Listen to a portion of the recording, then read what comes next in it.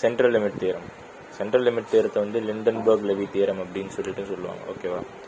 Central limit தியரத்தோட concept என்னன்னா, இந்த எண் இருக்கு இல்லையா, சைஸ், சாம்பிள் சைஸ், இது வந்து எப்போ நிறைய இருக்கும், லார்ஜாக இருக்கும், மினிமம் வந்து 30 அப்படின்னு சொல்லுவோம், குறைஞ்சது 30 இருந்ததுனாலே, அப்படிப்பட்ட ஒரு சாம்பிள் சைஸ் இருந்ததுனாலே அது வந்து நார்மல் டிஸ்ட்ரிபியூஷனை தான் ஃபாலோ பண்ணணும் அப்படின்னு சொல்லுவாங்க. இந்த டயக்ராம் போட்டு வரணும் இல்லையா, normal distribution bell shape diagram. So இப்போ என்னன்னா, நமக்கு வந்து சொல்லிட்டோம் இல்லையா, n சாம்பிள்ஸ் இருக்கும் அப்படின்னு சொல்லிட்டு, அதால் வந்து என்ன பண்ணிக்கிறோம், x1 x2 xn வரையும் இருக்குது அப்படின்னு சொல்லிட்டு ஒரு சீக்வன்ஸ் இருக்குது அப்படின்னு சொல்லிட்டு எழுதிக்கிறோம். இந்த மொத்த சீக்வன்ஸ் ஆட் பண்ணால் வர்றது sn அப்படின்னு சொல்லிட்டு எழுதிக்கிறோம். So summation of xi. இப்போது நார்மல் டிஸ்ட்ரிபியூஷன் பொறுத்த வரைக்கும் e of x வந்து மியூ, v of x வந்து சிக்மா ஸ்கொயர். இப்போது sn என்ன, எல்லா எக்ஸையும் ஆட் பண்ணி வர்றது. ஸோ e of snங்கிற போது n into mu. So x எல்லாத்தையும் ஆட் பண்ணும்போது அது n டைம்ஸ் ரிப்பீட் ஆகிறதுனால n மியூ அப்படின்னு சொல்லிட்டு எழுதிக்கிறோம். அதே போல் வேரியன்ஸ் ஆஃப் எக்ஸுக்கும் வேரியன்ஸ் ஆஃப் sn தான் மாறும்போது n சிக்மா ஸ்கொயர் சொல்லிட்டு எழுதிக்கிறோம். இப்போ ஜென்ரலாக நார்மல் வேரியேட் இருக்கு இல்லையா, z, இதை வந்து எக்ஸ் மைனஸ் மியூ பை சிக்மான்னு சொல்லிட்டு எழுதலாம். இந்த இடத்துல எப்படி ட்ரான்ஸ்ஃபார்ம் பண்ணலாம்னா, எக்ஸு பதிலாக sn, ஏன்னா வந்து எக்ஸ் எல்லாத்தையும் ஆட் பண்ணதுனால sn. மியூனா மீன், இந்த இடத்துல n மியூ. சிக்மானா ஸ்டாண்டர்ட் டிவிஷன். ஸ்டாண்டர்ட் டிவிஷன்னா வேரியன்ஸ்க்கு ரூட் எடுத்தாலே ஸ்டாண்டர்ட் டிவிஷன் தான். அதால் n சிக்மா ஸ்கொயரை ரூட் எடுத்து சிக்மா ரூட் n அப்படின்னு சொல்லிட்டு எழுதிக்கிறோம். இப்போ என்ன பண்ணுறோம்னா, ரெண்டு பக்கமாக mjf எடுக்கலாம். So mz of t is equal to msn minus n mu by sigma root n of t. இப்போ என்னன்னா, இந்த சிக்மா ரூட் n இருக்கு இல்லையா, இது வந்து snக்கும் காமன், மைனஸ் n மியூக்கும் காமன். ஸோ பிரிக்கலாம். ஸோ mjf பொறுத்தவரை பிரிக்கும் போது டேரெக்டாக மைனஸாக பிரிக்கக்கூடாது. ஓகேவா? ஸோ ஃபஸ்ட் என்ன பண்ணுறோம், msn by sigma root n of t எழுதிட்டு, இது வந்து பிரிக்கும்போது மல்டிப்ளை பண்ணிக்கணும், into m minus n mu by root sigma root n of t அப்படின்னு சொல்லிட்டு எழுதிக்கணும். இப்போது இந்த ரெண்டுத்துலேயும் கான்ஸ்டன்ட், அதாவது sn தவிர்த்து என்னெல்லாம் இருக்கோ அதை வந்து உள்ளே எழுதிக்கணும். இங்கே sn தவிர்த்து divided by sigma root n இருக்குது, அதால் msn of t by sigma root n, ஏன்னா கீழே இருக்கனால இதையும் கீழே எழுதிக்கணும். இங்கே sn இல்லை, மொத்தமாக கான்ஸ்டன்ட், இங்கே இருக்கிறதுல மொத்தமாக கான்ஸ்டன்ட் இருந்ததுன்னா டேரெக்டாக e போட்டு இதை t கூட மல்டிப்ளை பண்ணி அதோட பவரில் எழுதிடணும். ஓகேவா? இப்போ இங்கே sn அப்படின்னா என்னது, x1 x2 இது எல்லாத்தையும் ஆட் பண்ணுறது தான் வந்து sn of t by sigma root n into e power, இங்கே மைனஸ் n அண்ட் n இருக்கு, ரூட் n இருக்கு இல்லையா. ஸோ சாதாரணமாக நம்ம என்ன கான்செப்ட்னா, என்னங்கிறது root n into root n ஆனது. கரெக்டாக? இப்போது கீழே இருக்கிற ஒரு ரூட் n வந்து நான் கேன்சல் பண்ணுறேன்னா, அப்போ இதில் ரெண்டு ரூட் n ஒரு ரூட் n கேன்சல் ஆகிடும். அதால் என்ன வரும்னா, minus root n mu t divided by sigma அப்படின்னு சொல்லிட்டு வரும். புரியுதா?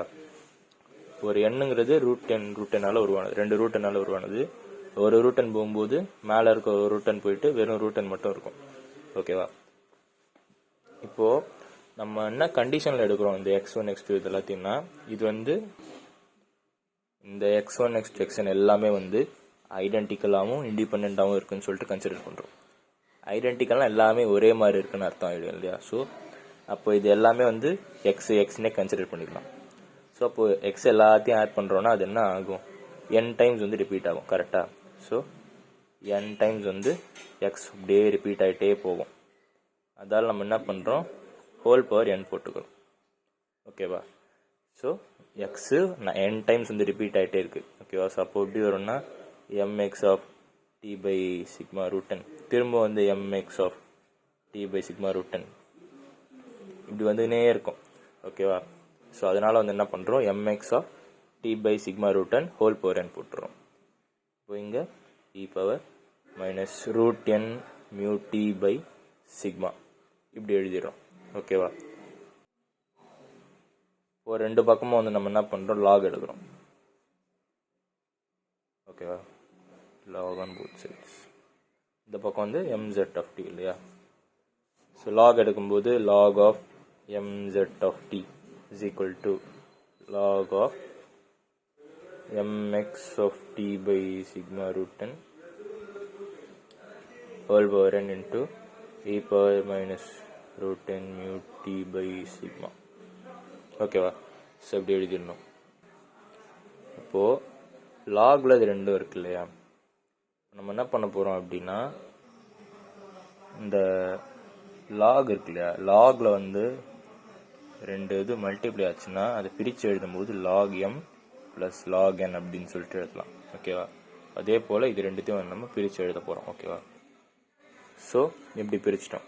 இப்போ என்ன பண்ணுறோம்னா லாகில் லாக் எக்ஸ் பவர் என் அப்படி இருக்கு வச்சுக்கோங்க. இப்போது லாக் அப்புறம் இருக்கிறதுல பவர் என் இருக்குன்னா அப்போ என்ன பண்ணோம்னா இந்த என் இருக்கு இல்லையா, இது வந்து முன்னாடி எடுத்துன்னு வந்து என் லாக் எக்ஸ் அப்படின்னு சொல்லிட்டு எழுதலாம். அதே போல் இங்கே மேலே என் இருக்குதுனால நம்ம என்ன பண்ணுறோம், n of log mx of t by sigma root n இப்படி எழுதிடுறோம். ஓகேவா. அதே போல் லாகில் இ பவர் எப்படி இருக்குன்னு வச்சுக்கோங்க. ஸோ இ பவர் சம்திங் இருக்குன்னா அந்த சம்திங் எடுத்து அப்படியே டேரெக்டாக எழுதிடலாம். இது இன்னொரு ப்ராப்பர்ட்டி. அப்படி பார்க்கும்போது இங்கே இ பவரில் என்ன இருக்குது, minus root n mu t by sigma. So அதால் minus root n mu t by sigma. ஓகேவா. So n log mx of t by sigma root n minus root n mu t by sigma இப்படி எழுதிடலாம். ஓகேவா. அதே போல் mx of t இப்படி இருக்குன்னு வச்சுக்கோங்க. ஜென்ரலாக mx of t இருக்குன்னா e பவர் tx இப்படி எழுதலாம். ஓகேவா. ஸோ இங்கே என்ன இருக்கோ அதை உள்ளே இருக்கிறது கூட மல்டிப்ளை பண்ணி அதை இ பவரில் எழுதுறது தான் வந்து mgf. இப்போ இந்த இதற்கு வந்தோம்னா n லாக் இருக்கு, இங்கே mx of t by sigma ரூட்னு சொல்லிட்டு இருக்கு. ஸோ என்ன பண்ணுறோம், e power t x by sigma ரூட்னு இப்படி எழுதிடுறோம். ஓகேவா. அப்புறம் minus root n mu t by sigma. ஓகேவா. அடுத்து இந்த இதை கொஞ்சம் எக்ஸ்பேண்ட் பண்ணிக்கலாம். ஸோ இ பவர் ஏஎக்ஸ் அப்படின்னு சொல்லிட்டு இருக்குதுன்னா இந்த 1 plus A mu 1 dash by 1 factorial plus a mu 2 dash by 2 factorial. So a square. Okay. So அப்படியே கண்டினியூட்டே போயிட்டே இருக்கும். ஓகேவா. இப்போது எக்ஸை தவிர்த்து இருக்கிறது தான் a கரெக்டாக. ஸோ இங்கே எக்ஸ் தவிர்த்து இருக்கிறது t by sigma root n. அதால் நம்ம என்ன பண்ணுறோம், n லாக் ஆஃப். ஸோ இதில் அப்படியே கண்டினியூ பண்ணலாம். 1 ப்ளஸ் இதில் ஏங்கிறது என்ன, t by sigma root n. ஓகேவா. Into mu 1 dash. ஓகேவா. ஸோ 1 ஃபேக்டோரியல்லாம் 1 தான். அதே போல் இங்கே ஏ ஸ்கொயர் இதை வந்து ஸ்கொயர் பண்ணிக்கணும். T square by sigma square root n square வந்து ஸ்கொயர் பண்ணால் n வந்துடும் மியூ 2 டேஷ். ஓகேவா. அப்படியே போயிட்டே இருக்கும். ஓகேவா. கண்டினியூ ஆகிட்டே இருக்கும். இந்த minus root n mu t by sigma. So இங்கே இருக்கு இல்லையா, இதை அப்படியே கண்டினியூ பண்ணிக்கிறோம். இப்போது n log of 1 plus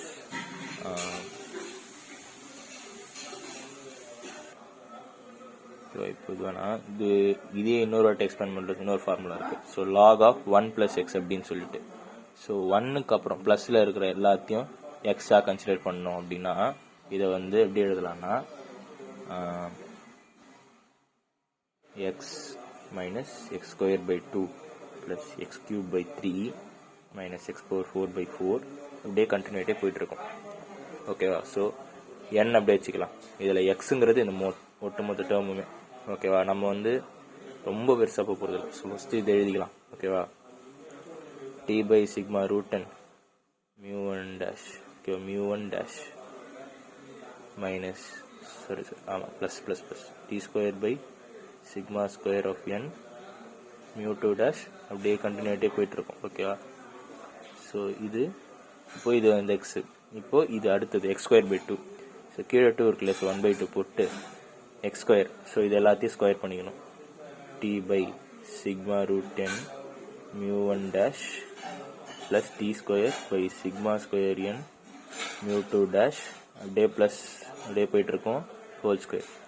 திரும்ப இது எல்லாமே போகும் இல்லையா, அதனால நம்ம என்ன பண்ணிக்கிறோம், ஆர்டர் ஆஃப் 1/n அப்படின்னு சொல்லிட்டு எழுதிக்கிறோம். ஆர்டர் ஆஃப் 1/n தொடர்ந்து போயிட்டே இருக்கும் அப்படின்னு சொல்லிட்டு இன்ஃபினிட்டி போல். அப்புறம் மீதி continuation minus root n mu t by sigma. ஓகேவா.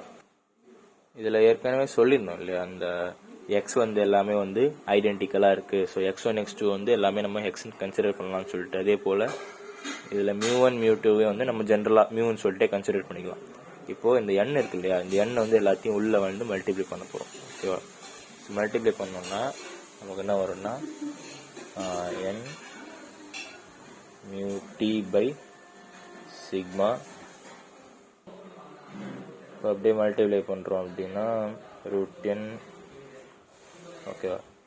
அப்புறம் plus n t square by sigma square into n mu. அதே போல் மைனஸ் இதில் வந்து நம்ம ஃபஸ்ட்டு இது மட்டும் எடுத்துக்கலாம், செகண்ட் வேணாம். ஓகேவா? செகண்ட் எடுத்தால் என்ன காம்ப்ளிகேட்டட் ஆகிடும். ஸோ ஃபஸ்ட்டு மட்டும் எடுத்துக்கலாம். மைனஸ் 1/2 n வந்து மல்டிப்ளை ஆகும் இல்லையா, அதால் வந்து என்ன ஆகும்னா ஸோ இது வந்து n t square mu square by sigma square into n. ஓகேவா? ஸோ இது எல்லாத்தையும் ஆட் பண்ணோம்னா ஆர்டர் ஆஃப் 1/n அப்புறம் minus √n mu t by sigma. இங்கே ஏன் ஸ்கொயர் வந்தது அப்படின்னா, இந்த இடத்துல ஏன் ஸ்கொயர் வந்ததுன்னா நம்ம வந்து இங்கே ஸ்கொயர் பண்ணுறோம் இல்லையா, அதனால வந்து இந்த டேர்ம் எல்லாமே ஸ்கொயர் ஆகிடும். ஓகேவா? ஸோ இப்போ பார்ப்போம். இந்த √n இது கேன்சல் ஆகும்போது இது √n ஆகிடும். அந்த இதிலே சொன்னேன் இல்லை, அதே போல் nn இந்த nn கேன்சல் ஆகிடும். √n mu t by sigma plus t square by sigma square mu minus 1/2 t square sigma square by sigma square minus √n mu t by sigma plus order of 1/n. இப்போ √n mu t இங்கே minus √n mu t cancel பண்ணிக்கலாம். இப்போ மீதி என்ன இருக்குது, t square by sigma square mu minus 1/2 t square mu square by sigma square. ஓகேவா? ஓகேவா? So இப்போ வந்து நம்ம இந்த இடத்துல வந்து நம்ம சிம்பிளிஃபிகேஷனுக்காக, ஓகேவா, நம்ம வந்து ஈஸியாக கன்சிடர் பண்ணுறதுக்காக இந்த இது இருக்கு இல்லையா, ஸோ இது வந்து 2/1 சொல்லிட்டு கன்சிடர் பண்ணிக்கிறோம். இந்த இடத்துல இருந்தது இல்லையா, இது மியூ2ன்னு இது மியூ1 இருந்தது இல்லையா, ஸோ இது ரெண்டுத்தையும் நம்ம கேன்சல் பண்ணுறதுக்காக வந்து அந்த மியூ வந்து மியூவாக வச்சுக்கலாம், மீதி வந்து மியூ2 அண்ட் மியூ1 சொல்லிட்டு கன்சிடர் பண்ணிக்கலாம். ஓகேவா? இப்போது அப்புறம் இந்த இடத்துல 2 வரும். ஓகேவா? ஸோ இந்த இடம் இருக்கு இல்லையா, 2 ஃபேக்டோரியல் சொல்லிட்டு இருக்குது. ஸோ இங்கே 2 வந்து கண்டினியூ ஆகும், போடாம விட்டேன். ஓகேவா?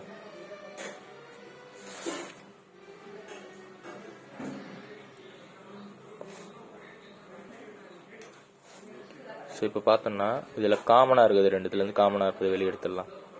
1/2 அப்புறம் t square by sigma square. ஓகேவா? எடுத்தோம்னா மியூ2 மைனஸ் மியூ1 square plus order of 1/n அப்படின்னு சொல்லிட்டு வரும். ஓகேவா? இப்போது நமக்கு வேரியன்ஸோட ஜென்ரல் ஃபார்முலா என்ன, e of x square minus e of x the whole square. ஓகேவா? So e of x square வந்து நம்ம மியூ2ன்னு சொல்லலாம், இ ஆஃப் எக்ஸ் வந்து மியூ1 சொல்லலாம். ஸோ மியூ1 ஸ்கொயர் ஆகுது அப்படின்னா இது ரெண்டுத்தையும் கம்பேர் பண்ணி பார்க்கும்போது இது வந்து வேரியன்ஸ் அப்படின்னு சொல்லிட்டு தெரியுது. ஸோ வேரியன்ஸோட ஃபார்முலா வந்து சிக்மா ஸ்கொயர் இல்லையா, ஸோ அதால் வந்து நம்ம என்ன பண்ணுறோம், சப்ஸ்டியூட் பண்ணுறோம். 1/2 t square by sigma square. இந்த இடம் வந்து வேரியன்ஸ்னால சிக்மா ஸ்கொயர் அப்ளை பண்ணிட்டு ஆர்டர் ஆஃப் 1/n அப்படின்னு சொல்லிட்டு எழுதிக்கிறோம். ஓகேவா? ஸோ சிக்மா ஸ்கொயர் கேன்சல் ஆகிடும். So 1/2 t square plus order of 1/n இப்படி வரும். ஓகேவா? Log mz of t. இப்போ நமக்கு லாக் வந்து எலிமினேட் பண்ணணும். லாக் எலிமினேட் பண்ணோன்னா ரெண்டு சைடும் வந்து என்ன பண்ணணும்னா இ பவரை சொல்லிட்டு கொடுக்கணும். அதே போல் வந்து நான் ஏற்கனவே சொல்லியிருந்தேன் இல்லையா, எண் வந்து ரொம்ப அதிகமாக இருக்கும், ரொம்ப லார்ஜாக இருக்கும்னு சொல்லிட்டு. நம்ம எண் வந்து இன்ஃபினிட்டி வரையும் போகுதுன்னு சொல்லிட்டு கன்சிடர் பண்ணணும்னு வச்சுக்கோங்க, 1/∞ வந்து 0 ஆகிடும். ஸோ அதால் இந்த 1/n வந்து நம்ம அதிகம் இன்ஃபினிட்டி வரையும் போக வாய்ப்பு இருக்குன்னு சொல்லிட்டு எலிமினேட் பண்ணிடுவோம், 0வாக இருக்கக்கூடும் அப்படின்னு சொல்லிட்டு. அப்படி வரும்போது log mz of t is equal to 1/2 t square, இது 0 ஆகிடும். இப்போ சொன்ன மாதிரி ரெண்டு பக்கமும் இ பவர் கொடுத்துட்டோம் அப்படின்னா நம்ம வந்து லாக் போயிடும். So e power log mz of t is equal to e power 1/2 of t square. இப்போ லாகும் ஈயும் எலிமினேட் ஆகிடும், பேலன்ஸ் வந்து mz of t is equal to e power t square by 2 as n வந்து infinity வரையும் போகுது அப்படிங்கிற பட்சத்தில். ஸோ இதுவும் mgf ஆஃப் நார்மல் டிஸ்ட்ரிபியூஷனும் சேமாக வந்துருச்சு, கொண்டு வந்துட்டோம். ஸோ இதனால் வந்துட்டு we prove that it follows normal distribution. Normal distribution வந்து n இன்ஃபினிட்டியாக இருக்கும்போது ஃபாலோ பண்ணுது அப்படின்னு சொல்லிட்டு நம்ம ப்ரூவ் பண்ணிட்டோம்.